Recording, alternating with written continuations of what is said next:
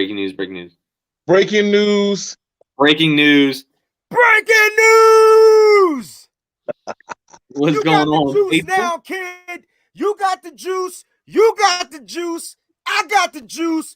We got the juice. Let's go. Yo, we gonna be the only ones bringing the juice because Mike's gonna bring the hate. So, look, Kyle Juszczyk signs with the 49ers. 5 years, $27 million. His last contract was what, Mike? 4 years, $21 million. Average of 2. This year, it's an average of 5.4. A year longer on the contract for a fullback that is turning 30 next month. So essentially, this is the last contract he's going to get in his entire career. So, all right, so something interesting there, right? So it's only 0.2 higher than it was last year with an additional year. That's it. So is it really averaging out to be around the same? Yeah, it's around the same with an additional year. Hey, man, so look, really. Go ahead, Wayne. I know Mike wants to get down to it, but I don't know. I guess I see value in the guy. I've always seen value in the guy. I know he doesn't play a lot of snaps, but he's one of the smartest guys on the team. And when you're running this Kyle, just from schooling and scholar and whatever, and when you're running a complicated system, you want a smart guy in there to run the plays. Now, I'm not gonna say he's the greatest blocking fullback, but he's definitely the greatest pass catching fullback in the NFL. And you could argue with me if you want, but I'll argue until you blew in the draws. He definitely catch balls. Pause. All right, and so that's the way I see it. Good signing. We making moves, guys. I don't know if it's stupid moves according to Mike, but it's a daggone move, and we bringing back some guys in-house. I don't know why y'all want to speak for me. Listen, man, I'll be honest with you. Kyle Juszczyk is the best fullback in the NFL right now, especially with the way that he's used. There's no question about that at all. And when you're giving a guy his last contract he's ever going to get, you want to see some kickback on the end of it. You know what I'm saying? Especially if he makes it all 5 years. In reality, this is probably a 3-year deal. The last 2 years are little phantom ones, and if he happens to be healthy enough, cool, play him. But that's going to be to spread out the bonus. We don't know the exact details yet, but I'm imagining that this deal probably is a $10 million signing bonus, total. You know what I'm saying? Between the signing bonus and the roster bonus, probably about $10 million. Half of it almost guaranteed. I think it might be more than that, Mike, because last year he got a $5 million signing bonus and $9,750,000 guaranteed. Right, so that's higher than 10. So I think you're right on there, but I think probably a little bit higher. Well, the only reason I said the lower number is because of his age right now, with the 30 being when we start the season, as opposed to 4 years ago, it was only 20, 25, 26. So what does it mean, Mike and Nick, when only $10 million of that is guaranteed? The rest is incentives. So how do you feel now? Wait, you said that it's official? You heard, what'd you say? Repeat that first. Only $10 million is guaranteed. Oh, so this is exactly what I said. Where'd you see that at? It's right here in the chat. Only 10 million is guaranteed. I don't know who said that though. Kaplan NFL. I picked that up. If it's only 10 million guaranteed, that's right on par with what I just said there. I figured that a $10 million signing bonus over the 5 years is $2 million cap hit. You'll get the weekly roster bonuses and things like that. That's on par for what you want for a 30-year-old guy who only plays 25 to 33% of the snaps. If you notice, every year Kyle's snap count gets a little bit lower. He went from 38% to 35% to 33%. You know what? Every year it's just a little bit less. Well, he played 43% last year. It's not to say that he's getting worse. It's saying that the dynamic of the offense is changing. We went from Garcon and Goodwin to Debo and I. We got better with pieces. Right. Kittle stepped on the scene and things like that. His role should diminish. Now Nick is saying that he was up to 43%, and that's fine. Last year was a year of injuries of all injuries. We didn't have any running backs out there last year. We didn't have any wide receivers out there. George Kittle was injured. So yes, you expect his output to increase in a season like last season. But Kyle Juszczyk is very, very good at what he does. And the one knock that I had on him was that he wasn't the blank and one guy. He wasn't the third and one, the second and one, the fourth and one guy, because when you hand it off to him, he was getting stuffed behind the line of scrimmage. Well, last year, he put that to bed. He actually converted those blanket ones consistently last year. It seems like the old man age and strength finally caught up with him, and he was able to convert those short and one to goes last year. And so if that's the case, this is a phenomenal signing for the 49ers. If you want to look for a negative, it's just how much they're still overvaluing a fullback. They set the bar twice as high for any other fullback with his previous signing. This one is still increased. But again, if this is the guy's last hurrah in the NFL, you want to make sure you send him out on his high horse and let him earn those. With if what you guys said was true, where it's only $10 million guaranteed out of a $27 million contract, it sounds like there's some incentives in there, and he's probably going to have to play those last 2 seasons. Playing at 34 and 35 years old, respectively. So I don't know if that's necessarily the case, but if it is, and you play that long at an effective rate, give that man his money, because the cap is going to go up, and those are going to seem like pennies in the grand scheme of things. I like it. Yeah, and that's what I was saying. So it says, the picture said from Kaplan said lots of playtime incentives, roster bonuses in this deal. So, obviously his percentages he's probably going to have to play a certain amount of percentage. Injuries have a problem with it. And then, like you said, Mike, the $10 million upfront guaranteed. We don't even know if there's what that money is considered a signing bonus as well to help out with cap this year, to where when the cap goes up $30 million next year, it's pennies. And Right. it's probably more like a 3-year deal with two years of outs. So that's probably how the contract's written down. Look, I'm not afraid to say this. Like, I think Kyle Juszczyk is a very intricate part of this offense. If everybody's healthy and Kyle can be used the way that he needs to be used, I think he's a very intricate part of this offense. And it's kind of like, you're going to go out and interview people, and you're going to go and hire somebody. And yes, are you going to look at this contract and get an additional year for only $100,000 more is, to me, where you paid more money up front last year, as in, well, not last year, but last contract, $5 million in guaranteed or signing bonus, and then $10 million almost in guaranteed money.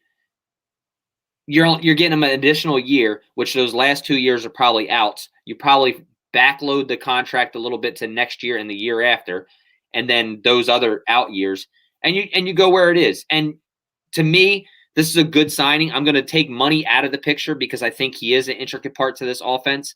And I'm the type of guy that if you like somebody and feel that he's going to help your team in that position that you like to use, then you get the best that's out there. That's how we should be looking at this. We shouldn't be looking at it as, oh, man, the Niners overspent, because, Mike, we just said it. He's the best fullback in the NFL. So we all want these big pieces and big receivers and big offensive tackles and stuff. But we just signed the best fullback in football. And, and he's still here as a San Francisco 49er, and he's probably going to retire 49er. So it's a good move on my part. I like it. Yeah. It's a great move on my part, like the way I look at it as well. I mean, this is a guy like that fits this offense very well. They're able to utilize him. They're able to line him up on the outside. They're able to line him up in the backfield. They're able to use him on 4th and 1s, 3rd and 1s, and so forth. Look, you got a guy that wanted to be here. They made a way for him to be here. He got a deal where he's probably making a little bit less than what he made in 2020 over time. So I think this guy is going to be like, you bring him back. It's a positive thing. We want to bring as many pieces back as we can. I guess I'm the only person that doesn't really worry about the salary cap. I keep telling y'all it's monopoly money. At the end of the day, they're going to figure out ways to pay these players. So let's just go ahead and take the guys we got, and let's go ahead and get that quest for 6. I hate saying quest for 6. I just want to get another. Yeah, I hate that shit too. But the biggest thing here, Mike, and the biggest thing here is these were 2 of our main priorities, and one of them's done. We got in 3 Trent main Williams and Kyle Juszczyk. 3 main priorities. I still No. I'm saying the 49ers have made it public before the Jason Verrett news came out that Trent Williams and Kyle Juszczyk were their top priorities. Yeah, to bring back. No doubt. So is a deal on the horizon for Trent Williams and Jason Verrett, as it was reported today. But look, the Niners are going to look. We all said I said earlier a couple shows ago, don't be surprised. don't be surprised if the Niners surprise us with some of the things that they do. And bringing back Kyle Juszczyk is one of those surprises because a lot of people thought he was completely gone. So I'm happy for it. Mike, what were you gonna say, buddy? Sorry. Well, I think he was gone. What was that for you? I thought he would have been gone. I thought a lot of people would be gone if we didn't figure out ways to free up money. No, I thought he was going to be gone if somebody wanted to pay him more than what we previously offered him. They didn't even let him go. Like it was. They didn't let him get there to test it. They might have been willing to offer him $5.5 million a year, but we didn't let him find that out. And I'm not sure that he would have even moved his team for $300,000 more a year. And when I say his team, his family, people were talking about him going out to the Jets to implement that system and things like that. And we know that we had to outbid the Jets the first time we got him here. The 49ers were not going to risk it this time and let them get close to stealing their fullback from him. Here's a good thing, right? We're talking about possibly getting a younger quarterback in here, maybe even keeping Jimmy. No matter how you look at it, the run game is going to be an intricate part of it. And one of the biggest pieces to a successful run game in this system is the fullback. You go out and get your guy. There is no value to truly be placed on a solid run game. Kyle Juszczyk basically guarantees that we're going to run for 150 yards a game. He's that impactful in the run game. And then here's the thing, right? You go out there in 11 personnel, you create a mismatch and you spread him out wide. He's the best pass catching fullback in the entire NFL. I understand why they want to do what they want to do with him. And you guys, I believe you said it was Chapman. No, who'd you say it was? That not Chapman. Kaplan NFL. Kaplan NFL said that a lot of it was incentive based off of the percentage of his snaps, right? I'm imagining that he gets some crazy incentive if he gets over 40% of the snaps, because last year was the only time in his career with the 49ers where he got over 40% of the snaps. Nah, first year he had 62%. No. Yeah, I just looked at it. I just looked at every single one of them. Kyle, no. 2%, then it went down to 38%. I'm going to tell you again. So in 2017, Kyle Juszczyk had, 35% in his first year. I know. The next year, 38. 62.72. What did you say? 62.72. What, that's a glitch. Bro, it's right here.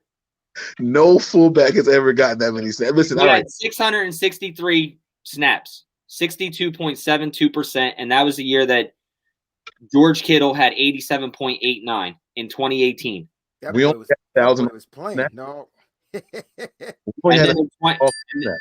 And then what's that? We only had 1,000 offensive snaps, and he got 600 of them. We had 1,056 in hold on. I got to go back to 18. That is crazy that he got 60% of the snaps. 18. Nick Mullins had the most snaps in that year. 519. Jimmy Garoppolo only had 197, and CJ Beathard had 341. You can't. None of this makes any sense, because if we had 1,000 snaps and Nick Mullins got 500, that's only 50%. I didn't say that we had 1,000 snaps. You said 1,050 something, right? I'm asking how many offensive snaps we had that year. If I don't know if it tells you. I know it breaks it down by players, so it might not show you. Yeah, it breaks down by players because like Lakeland Tomlinson played 1,021, Mike McGlinchey played 1,054. I'm gonna say look up Lincoln Tomlinson. I don't think he had any snaps. How many was Lincoln Tomlinson? 1,027. 1,027. And Juice had, you said 60 something or 600. All right, yeah, so that is 60%. That's really good. It's 62%, and then in 2019, he went down for injury, and he only had 36.59, only had 389 snaps. Yeah. And then 2020, he had 472 at 43%. Yeah. So, I think that those incentives are going to be based off of like around the 40 to 50% number, something that he could achieve, but maybe not. I'll tell you, if this isn't the show for it, but if some of the other weapons come back, Juice won't get those numbers, which is a good thing, though. It's a good thing. Well, yeah, because of the fact that you don't have to pay him. Get those incentives. Keep that guy here to make him happy and his family happy. Get that big signing bonus. You want to spread that out. This is a very, very good move for the 49ers. Do I think they overpaid for a fullback? Sure, by position base. But what he brings to this team, the certainty that he brings to this team, you can put basically anybody back there to follow him, and you're going to, like I said, guarantee 50 rushing yards a game. That's solid as hell. you can't really put a true price on that. So I like the signing overall. Juice, welcome back to the San Francisco 49ers, and we can't wait to see you out there, man. Guys, go out there. If you want to buy a jersey, somebody getting a second contract with the 49ers, 3 to 5 years out of it, baby. that's the guy right there. You're gonna get another. Let's go, Juice! There it is, baby. Hold on, wait. Do it again. Let me blow you up. Hold up. Let me blow you up, baby. Let's go! There it is, baby. That glare. It's okay. That's what I'm talking. Look at that. That's what I'm talking about, baby. That's when I was fat, Nick, too, boy. All right, guys, listen, that's going to do it for us now, man. We thank you guys for checking us out. I personally expect another breaking news video, and then we have the 12 o'clock video off. I think that there's going to be another breaking news video coming to you guys very, very soon. Make sure those notifications are turned on. And either way, we will see you guys at midnight, okay, for day 14 of the March Madness at midnight. All right, that's it. I don't think we sign out of here. That's just, we're done, right? All right, faithful. Keep your notification set. Peace.